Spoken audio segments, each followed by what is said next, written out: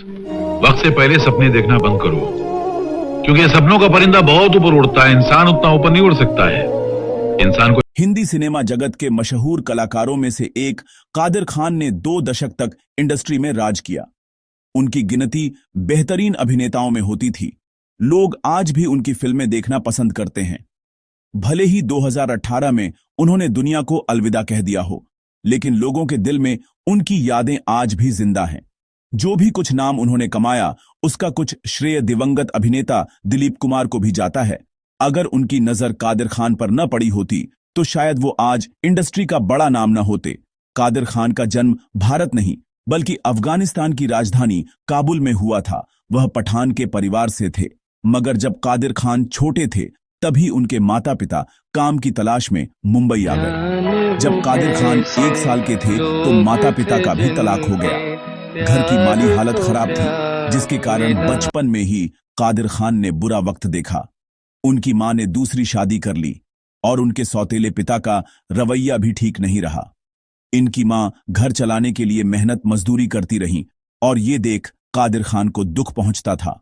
उन्होंने मजदूरी करने का फैसला लिया और फैक्ट्री में काम करने का सोचा, लेकिन जब यह बात उनकी मां को पता चली तो वो नाराज हो गई। उन्होंने कादिर को पढ़ाई पर ध्यान देने के लिए कहा और उन्होंने अपनी मां की बात पर गौर किया। कादिर खान ने अपनी पढ़ाई पूरी की। उन्होंने इस्माइल यूसुफ कॉलेज से ग्रेजुएशन की और फिर सिविल इंजीनियरिंग भी की। कॉलेज में जो भी नाटक या प्ले होते थे, कादिर उसमें भाग लेते थे और उनका अभिनय लोगों को खूब पसंद भी आता था। इंजीनियरिंग करने के बाद कादिर खान ने मुंबई में बतौर सिविल इंजीनियर प्रोफेसर नौकरी की और साथ ही नाटक में काम करते रहे। वो न केवल नाटक में काम करते थे बल्कि नाटक लिखते और उन्हें डायरेक्ट भी करते थे। इसी बीच एक बार कॉलेज के एनुअल डे पर उनके नाटक को हर कैटेगरी में अवार्ड मिला और जब ये बात दिलीप कुमार को पता चली तो उन्होंने भी इस नाटक को देखने की इच्छा जाहिर की। उनके लिए एक बार फिर उस नाटक का आयोजन हुआ और दिलीप कुमार को कादिर खान की एक्टिंग खूब पसंद आई और तुरंत उन्होंने कादिर खान को अपनी 2 फिल्मों में साइन कर लिया। हालांकि इन फिल्मों से कादिर खान को पहचान नहीं मिली, लेकिन उनके एक्टिंग करियर के लिए रास्ता जरूर मिल गया। साल 1973 में कादिर खान ने फिल्म दाग में वकील का किरदार किया और दर्शकों को उनकी एक्टिंग खूब पसंद आई। इसके बाद उनका फिल्मी सफर शुरू हुआ और वो न केवल एक्टर बल्कि बतौर राइटर भी काम करने लगे। उन्होंने अमिताभ बच्चन के लिए भी कई फिल्मों के डायलॉग लिखे। कादिर खान बॉलीवुड के बेहतरीन एक्टर्स में से एक थे। वो अपनी एक्टिंग से लोगों को हंसाने से लेकर रुल तक देते थे। एक्टिंग के मामले में उनका कोई मैच नहीं था। उनकी एक्टिंग के टैलेंट से तो हर कोई वाकिफ है, मगर क्या आपको उनके एक और टैलेंट के बारे में पता है? नहीं तो आज हम आपको बता देते हैं। कादिर खान राइटर भी थे। उन्होंने कई फिल्में लिखी हैं जिसने बॉक्स ऑफिस पर शानदार कमाई की थी। कादिर खान ने राजेश खन्ना की सुपरहिट फिल्म रोटी की कहानी को लिखा था। इस फिल्म का निर्देशन मनमोहन देसाई ने किया था, जबकि फिल्म की कहानी को दिग्गज एक्टर और डायलॉग राइटर कादिर खान ने लिखा था।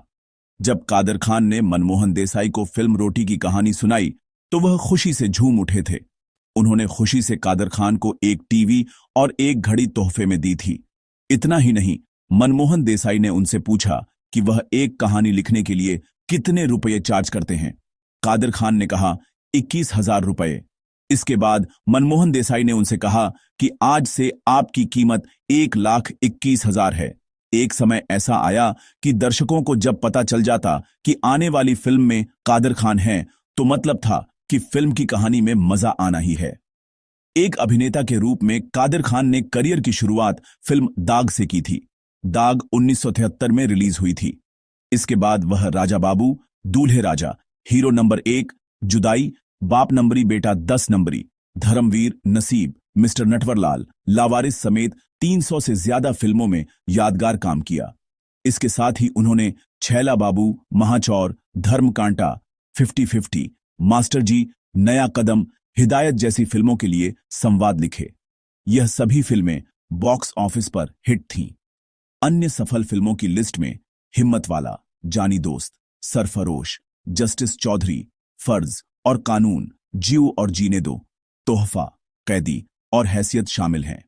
कादिर उन एक्टर्स में शामिल थे जिन्होंने निगेटिव और कॉमिक कैरेक्टर्स को तो बखूबी प्ले किया ही, साथ ही पिता और दूसरे कैरेक्टर्स में भी जान डाल दी।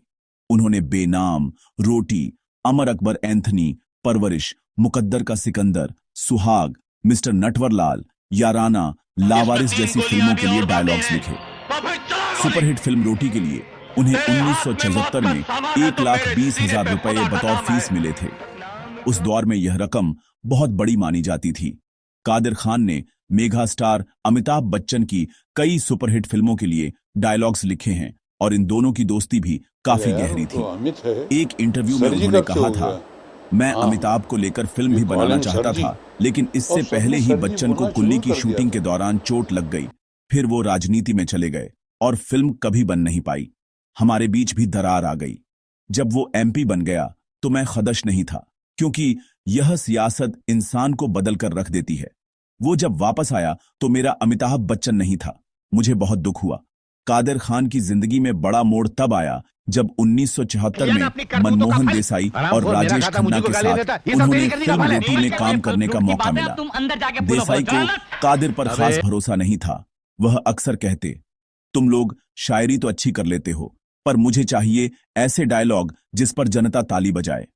फिर क्या था, कादिर खान डायलॉग्स लिखकर लाए और मनमोहन देसाई को उनके डायलॉग इतने पसंद आए कि वो घर के अंदर गए, अपना तोशिबा टीवी 21,000 रुपए और ब्रेसलेट कादर को वहीं तोहफे में दे दिया। फिल्म अंगार, बाप नंबरी बेटा 10 नंबरी और मेरी आवाज सुनो के डायलॉग्स लिए इस हरफन मौला एक्टर को फिल्म फेयर अवार्ड से भी नवाजा गया।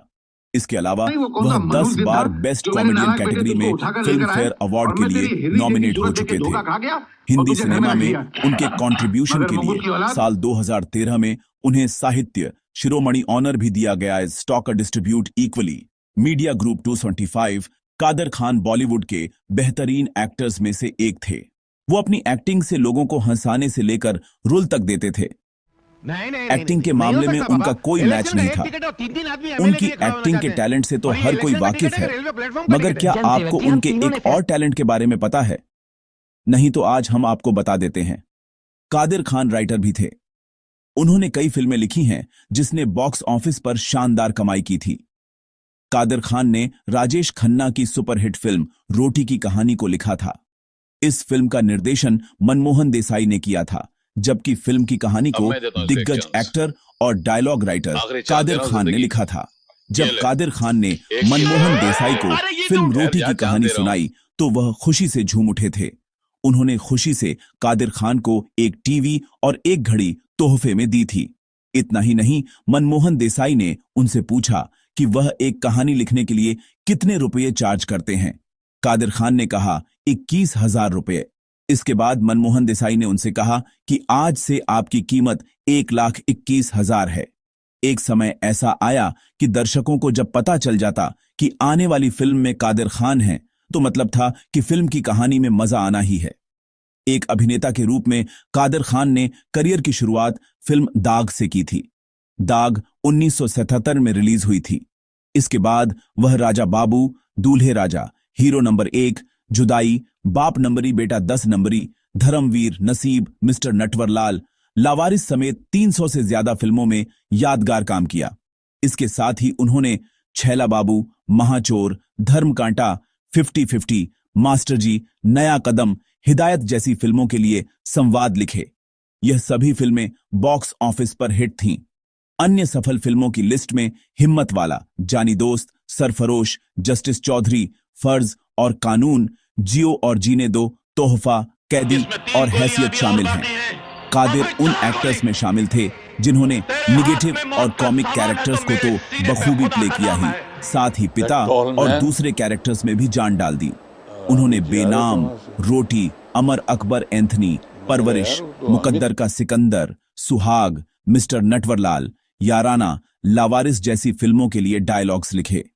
सुपरहिट फिल्म रोटी के लिए उन्हें 1974 में 1,20,000 रुपए बतौर फीस मिले थे। उस दौर में यह रकम बहुत बड़ी मानी जाती थी। कादिर खान ने मेगा स्टार अमिताभ बच्चन की कई सुपरहिट फिल्मों के लिए डायलॉग्स लिखे हैं और इन दोनों की दोस्ती भी काफी गहरी थी।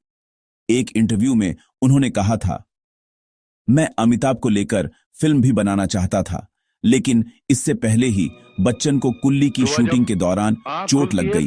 फिर वो राजनीति में चले गए और फिल्म कभी बन नहीं पाई। हमारे बीच भी दरार आ गई। जब वो एमपी बन गया तो मैं खलुश नहीं था, क्योंकि यह सियासत इंसान को बदलकर रख देती है। वो जब वापस आया तो मेरा अमिताभ बच्चन नहीं था। मुझे बहुत दुख हुआ। कादर खान की जिंदगी में बड़ा मोड़ तब आया जब 1974 में मनमोहन देसाई और राजेश खन्ना के साथ उन्होंने फिल्म रोटी में काम करने का मौका मिला। अपने हाथ से देसाई को कादिर पर खास भरोसा नहीं था। वह अक्सर कहते, तुम लोग शायरी तो अच्छी कर लेते हो, पर मुझे चाहिए ऐसे डायलॉग जिस पर जनता ताली बजाए। फिर क्या था, कादिर खान डायलॉग्स लिख कर लाए और मनमोहन देसाई को उनके डायलॉग इतने पसंद आए कि वो घर के अंदर गए। अपना तोशिबा टीवी 21,000 रुपए और ब्रेसलेट कादर को वहीं तोहफे में दे दिया। फिल्म अंगार, बाप नंबरी बेटा 10 नंबरी और मेरी आवाज सुनो के डायलॉग्स लिए इस हरफनमौला एक्टर को फिल्म फेयर अवार्ड से भी नवाजा गया। इसके अलावा वह 10 बार बेस्ट कॉमेडियन कैटेगरी में फिल्म फेयर अवार्ड के लिए नॉमिनेट हो चुके थे।